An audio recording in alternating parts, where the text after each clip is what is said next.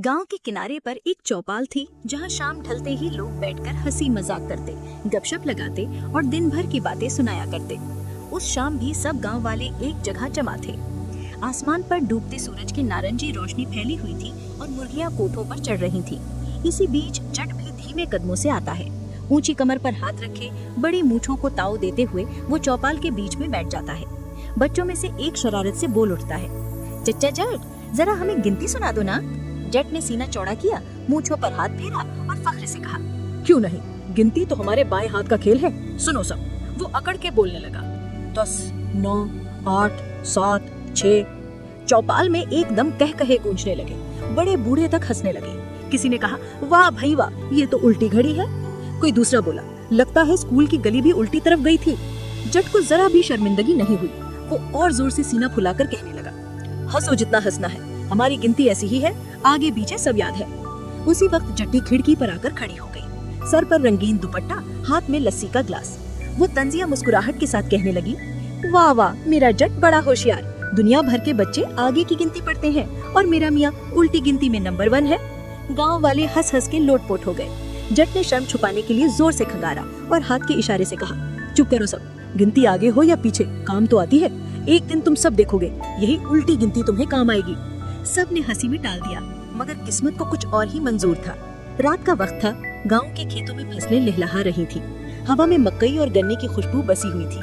अचानक गांव में खबर फैली कि पास के गांव के कुछ चोर रात को फसल काटने आने वाले हैं। सबने मशवरा किया कि आज रात खेतों की निगरानी कौन करेगा। कोई राजी ना हुआ। आखिर सबकी नजरें जट पर जा टिकी। चलो जट, तुम ही पहरा दो, तुम तो बड़े बहादुर हो ना। जट ने मूंछों को ताव दिया और बोला, पहरा देना तो जट के खून में है, तुम लोग बेफिक्र रहो, कोई परिंदा भी पर नहीं मारेगा। रात गहरी हो चुकी थी। चांदनी खेतों पर चमक रही थी। जट लठ हाथ में लिए तन्हा खेत में खड़ा था। हर पत्ते की सरसराहट पर वो चौंक जाता। दूर कहीं कुत्ते भौंकते और झींगर बोलते तो माहौल और भी पुरअसरार लगता। चोर वाकई आ गए। सियाह कपड़ों में लिपटे 4 आदमी आहिस्ता आहिस्ता खेत में दाखिल हुए। एक ने सरगोशी की, आहिस्ता, किसी को खबर ना हो। लेकिन जट को गांव वालों की हिदायत याद आई कि हर घंटे बाद आवाज देना ताकि हम जाने तुम जाग रहे हो। जट ने सीना फुलाया और जोर से गला साफ किया। फिर अपनी मशहूर गिनती शुरू की।